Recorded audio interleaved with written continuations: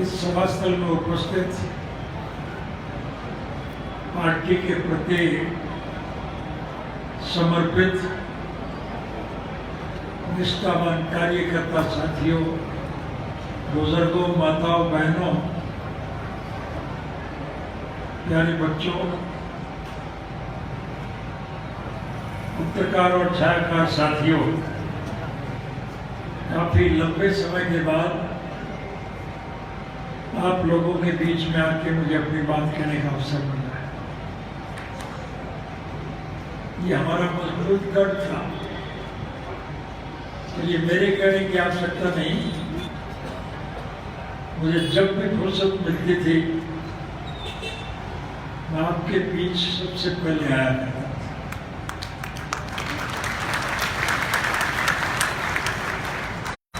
आज जो परिस्थितियां देश और प्रदेश में व्यापक है, उसके प्रति मेरे से पूर्व साथियों ने बहुत खुल के आपसे बात की और आप स्वयं सारे भुगत भोगी हैं। सरकारों की जिम्मेदारी होती है कि वो प्रदेश और राष्ट्र के विकास के लिए लोगों को ज्यादा से ज्यादा सुविधा प्रदान करें। अंतर्राष्ट्रीय स्तर पर अगर हम देखें तो हमारा देश कृषि प्रधान देश है। इस देश की आर्थिक व्यवस्था केवल खेती पर टिकी है। अगर किसान खुशहाल है तो देश मालामाल है, और यदि किसान परेशान है तो देश का कोई स्वाभिमान नहीं। प्रत्यक्ष में प्रमाण की आवश्यकता नहीं,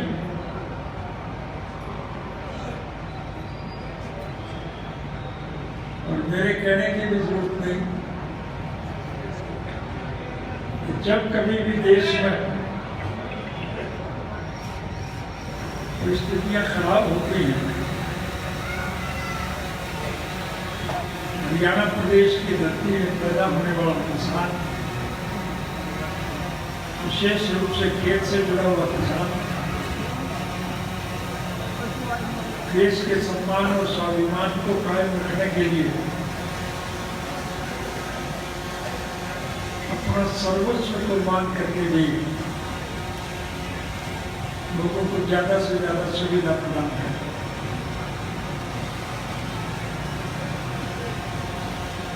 और ज्यादा विस्तार में ना जा करके जो हालात आज आपके सामने हैं उन पर थोड़ा सा चर्चा करना चाहूंगा। 1977 से पहले जब कांग्रेस की सरकार थी तो बहुत दुखी थी, और दुखी लोगों ने इकट्ठे होकर के देश के सम्मान को कायम रखने के लिए संघर्ष किया, और मेहनत कश कमेरे के संघर्ष के परिणाम से 1977 में सत्ता परिवर्तन हुआ। लेकिन उस वक्त स्वर्गीय श्री जयप्रकाश नारायण जी का एक व्यक्तित्व था, नेतृत्व था। उन्होंने सभी लोगों को इकट्ठे करके एक निर्णायक लड़ाई लड़ी, और उस लड़ाई की वजह से कांग्रेस का छोटा साथ होकर जनता पार्टी की सरकार बनी। परिस्थितियां फिर बदली। 1989 में देश की हालत फिर खराब हुई, और उस वक्त स्वर्गीय चौधरी देवीलाल जी का एक नेतृत्व था, एक व्यक्तित्व था। उन्होंने समूचे राष्ट्र के विपक्ष के लोगों को इकट्ठा करके संघर्ष किया, और उसके परिणाम स्वरूप जनता दल की सरकार बनी थी। आज मेरे कहने की आवश्यकता नहीं, इस देश का हर नागरिक, चाहे कोई किसी भी धर्म और मजहब को मानता है, किसी भी जाति का है, किसी वर्ग से जुड़ा हुआ है, और चाहे किसी के रोजगार, व्यवसाय और कारोबार का कोई भी साधन क्यों ना हो,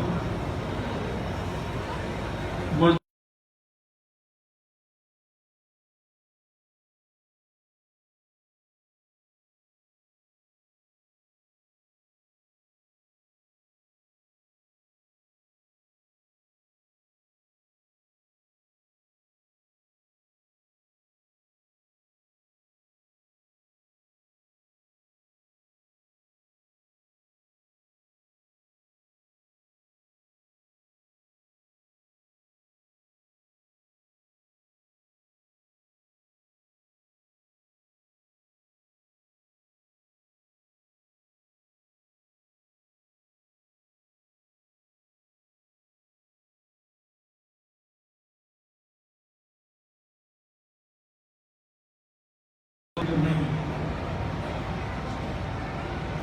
लेकिन फिर भी निगाह हरियाणा प्रदेश के लोगों पर टिकी, और आपने 7 मार्च की दिल्ली के उस रामलीला मैदान की विशालतम रैली में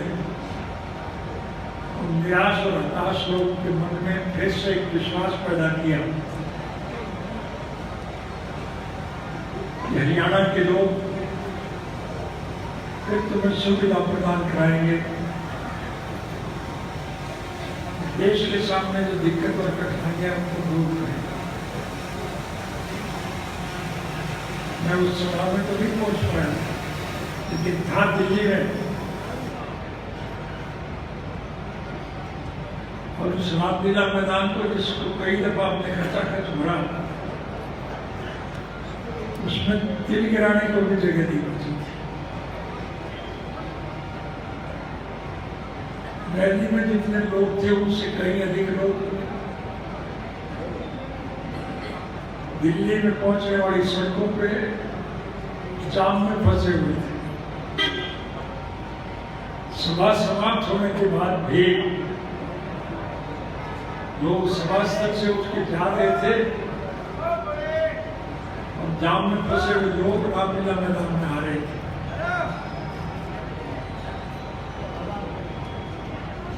आपसे एक ही विनम्र निवेदन करूंगा, अशोक जी और दूसरे साथियों ने सब विस्तार से बताया, मेरे कहने की आवश्यकता नहीं। आपने सभी सरकारें देखी, हमने अपनी तरफ से प्रदेश के समूचे विकास में कोई कमी नहीं छोड़ी। हर व्यक्ति को हर प्रकार की सुविधा प्रदान करने की कोशिश की, क्योंकि इंडियन नेशनल लोकदल पार्टी का गठन स्वर्गीय चौधरी देवीलाल जी ने किया था।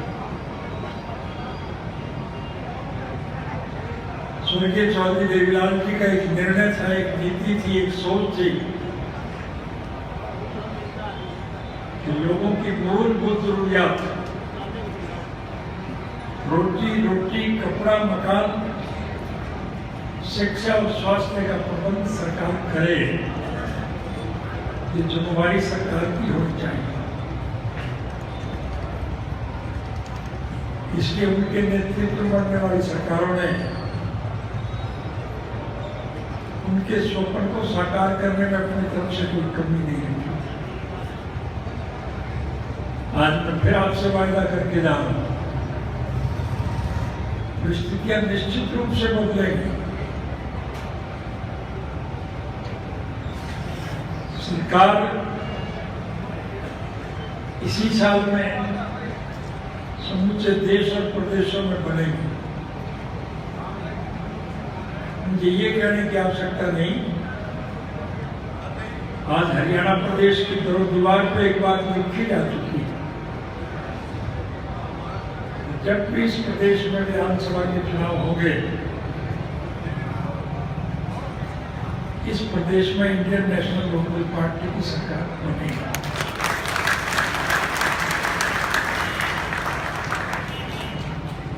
अब जब आपकी सरकार बनेगी, हम चौधरी देवीलाल जी के सपनों को साकार करने में अपनी तरफ से कोई कमी नहीं है। सत्ता में न होते हुए भी हमने लोगों के हितार्थ अच्छे काम किए, मुझे बताने की आवश्यकता नहीं है। तो आपसे एक ही निवेदन करूंगा, पार्टी के प्रति समर्पित आप जैसे कार्यकर्ताओं ने मेरी गैर हाजिरी में भी संगठन को पहले के मुकाबले में ज्यादा मजबूत किया।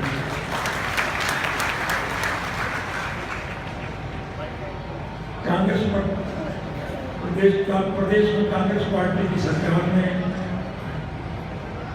एक साजिश और षड्यंत्र के तहत जेल भिजवाने का काम किया और मेरे जेल में जाने के बाद एक दुष्प्रचार फैलाया गया था कि इंडियन नेशनल लोकदल पार्टी का वजूद समाप्त हो गया। लेकिन आप सब बधाई के पात्र हैं, आपने उस संगठन को पहले के मुकाबले में ज्यादा मजबूत बनाया है। कुछ साथियों ने जिक्र किया कि आप देख भी रहे हो, ये तो राजनीतिक परिस्थितियां चलती रहती हैं, राजनीतिक दलों में विभाजन भी होते हैं, कुछ लोग आते हैं कुछ जाते हैं। देश में जहां देश के प्रति समर्पित लोग हैं, वहाँ ऐसे लोग भी हैं जो अपने छोटे मोटे स्वार्थ के लिए राष्ट्र का नुकसान करने में देशवासियों को संकोच नहीं करते। कौन क्या करता है हमें इस बहस में जाने की आवश्यकता नहीं। आपसे केवल एक ही निवेदन करूंगा, आप अपनी उस सोच को बरकरार रखें, चौधरी देवीलाल जी के सपनों को साकार करने के लिए संगठन को और ज्यादा मजबूत बनाएं।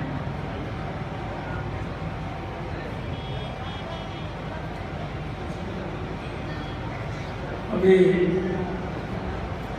जिक्र आया इसको क्या करेंगे, क्या नीतियां होंगी।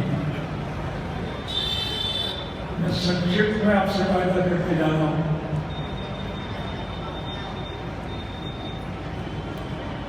कि हमारी सरकार के वक्त में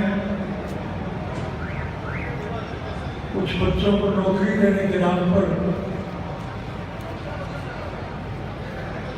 मुझे जेल भिजवाया गया।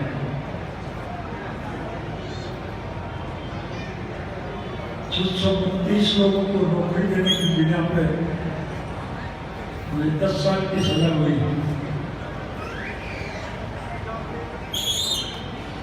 मैं आपसे वायदा करता हूं कि आपके प्रयासों से सरकार तो निश्चित रूप से बनेगी, और जब सरकार बनेगी तो हर पढ़े लिखे युवक को हम उसकी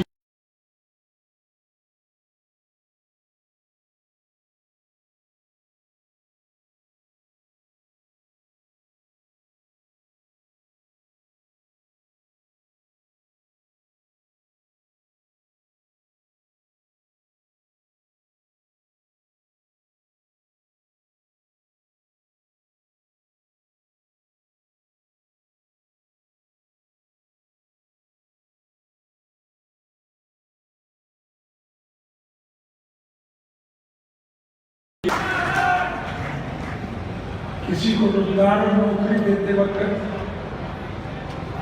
हमने ये नहीं देखना कि ये किस जाति का है किस वर्ग का है।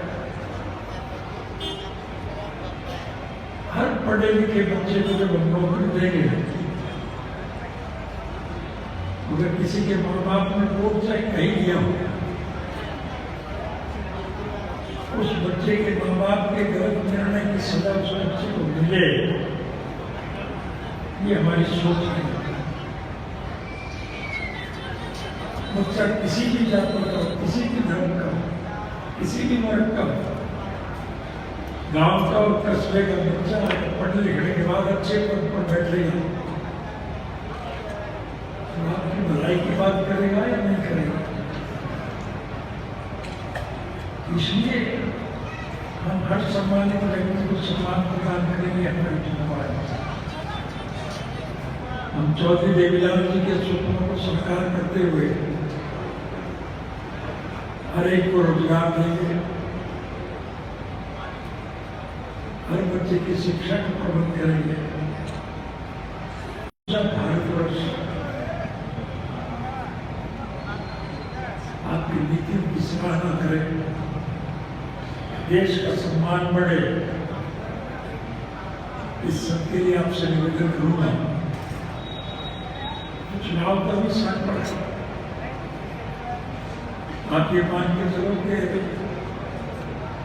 अप्रैल मई में चुनाव लोकसभा के होंगे। अब ये अभी बीच में बात लटक रही है कि विधानसभा के लोकसभा के साथ होंगे या नहीं। हरियाणा के मुख्यमंत्री के बयान आते हैं, कभी ये आता है कि इकट्ठे कराएंगे, कभी अलग से करेंगे। लेकिन चाहे लोकसभा के हो या विधानसभा के हो, हमें अपनी पार्टी के प्रत्याशियों के लिए कर्मठ ढंग से मेहनत करके उसको सफल बनाने का काम करना है, ताकि देश में राजनीतिक चुनाव तक से हरियाणा प्रदेश के लोगों को मिले, इंडियन नेशनल लोकल पार्टी के कार्यकर्ताओं को मिले। मैं आपसे ये उम्मीद लेकर के आया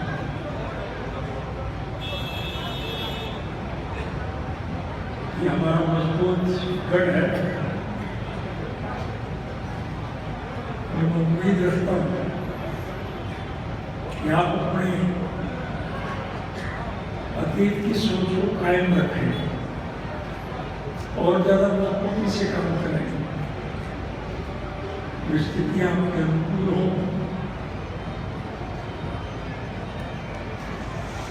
हरियाणा प्रदेश में आपकी सरकार बने, लोगों को ज्यादा से ज्यादा सुविधा मिले और हमारी नीतियों का अनुसरण देश के दूसरे प्रदेश के लोग करें। इस सबके लिए मैं जिन परिस्थितियों से निकल के आपके बीच में आया, मेरे लिए ये तो संभव नहीं होगा कि मैं हर गांव में जा सकूं, हर व्यक्ति से मिल सकूं, क्योंकि मुझे बंदिश पाबंदियां और इतिहास के अतीत को अगर देखें, सबसे ज्यादा दिक्कत और कठिनाई मेरे और आपके रास्ते में आई। भगवान राम ने 12 वर्ष का वनवास काटा, पांडवों ने 13 वर्ष का काटा और आप 15 वर्ष का काट चुके। एक आपसे वायदा करके जाना होगा कि आप मेहनत करके, कोशिश करके, सभी साथियों को साथ लेकर के किसी से द्वेष और दुर्भावना न रख करके राष्ट्र के विकास के लिए आप इकट्ठे होकर के मजबूती से इस निर्णायक लड़ाई में सफलता प्राप्त करो। आपको भविष्य में किसी प्रकार की कोई दिक्कत और कठिनाई नहीं आएगी। अब के वैसे हालात बना देंगे, नीतियां ऐसी तय कर देंगे, चाहे राजनीतिक परिवर्तन हो जाए, लेकिन नीति जो लागू रहेगा कि आपको कोई दिक्कत और कठिनाई ना आए। हमारा किसी से कोई द्वेष नहीं, किसी के प्रति कोई दुर्भावना नहीं, हमारी केवल मात्र एक सोच है स्वर्गीय चौधरी देवीलाल जी के स्वप्न साकार कर सके, इस देश के हर नागरिक को मूलभूत जरूरियात पूरी कर सके, ज्यादा से ज्यादा सुविधा प्रदान कर सके। आज की परिस्थितियों में मुझे विस्तार में जाने की जरूरत नहीं, अगर हम ये कहें तो ज्यादा उपयुक्त होगा। तो सरकार नाम की तो चीज ही नहीं, तो लुटेरे लोगों के गिरोह के हाथ में सत्ता आ गई और वो सत्ता की आड़ लेकर के लूटने में लगे हुए। इसलिए राष्ट्र के उज्जवल भविष्य के लिए आपको नया परिवर्तन ला करके देश के लोगों में जो निराशा है उनके मन में ये विश्वास पैदा करने में आप सफलता प्राप्त करें। हरियाणा प्रदेश के लोगों के होते हुए लेकर पर कठिनाई नहीं आए। राजनीतिक तौर पर सभी साथियों को साथ लेने का काम करें। जिन साथियों ने दूसरे दलों को छोड़ करके हमारी पार्टी में शामिल होने का निर्णय लिया, गांधी जी ने सम्मानित किया, मैं भी अपनी तरफ से कुछ सम्मान प्रदान करता हूँ। और दूसरे ऐसे लोगों से भी निवेदन करूंगा, 2 दिन के दिखाए हुए रास्ते पर चले और इस विश्वास के साथ जुड़े कि आपकी कभी कोई अनदेखी नहीं होगी। हम झूठे वायदे करने के पक्षधर नहीं, लेकिन सबको सम्मान दें, ये हमारी एक सोच है और इस सोच को सिरे चढ़ाने की अहम जिम्मेदारी जो है वो आप पर है।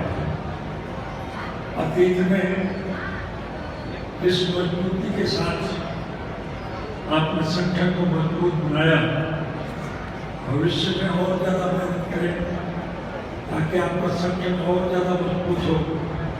और संगठन जब मजबूत होगा तो सरकार निश्चित रूप से आपकी बढ़ेगी। जब सरकार आपकी बढ़ेगी किसी को ये कहने की आवश्यकता नहीं, प्रत्यक्ष में प्रमाण की जरूरत नहीं। हमारी सरकार के वक्त में अगर आपको सुविधाएं मिली, भविष्य में जब आपकी सरकार बढ़ेगी आपको उससे भी ज्यादा सुविधाएं मिलेगी। ये मैं आपसे वायदा लेकर के ला रहा हूँ। मैं आपके बीच में देरी से पहुंचा, आगे मेरे कार्यक्रम ज्यादा है, मेरे पास तो सीमित समय है। 21 दिन की पैरोल पे आया हूँ, इसलिए ज्यादा से ज्यादा लोगों से मिल सकूँ, ये मेरी हार्दिक इच्छा है। इसलिए आपसे क्षमा चाहूंगा और इस आस विश्वास और भरोसे के साथ आपसे विदाई करूंगा कि आपका सहयोग समर्थन अतीत में जो पार्टी को मिलता रहा, भविष्य में उससे ज्यादा मेहनत आप करेंगे। आप सब लोग आए, मैं आपका हार्दिक धन्यवाद करता हूँ। जो साथी नहीं पहुंच पाए उन सबको मेरी तरफ से राम राम कहना, सलाम करना, फतेह बुलाना।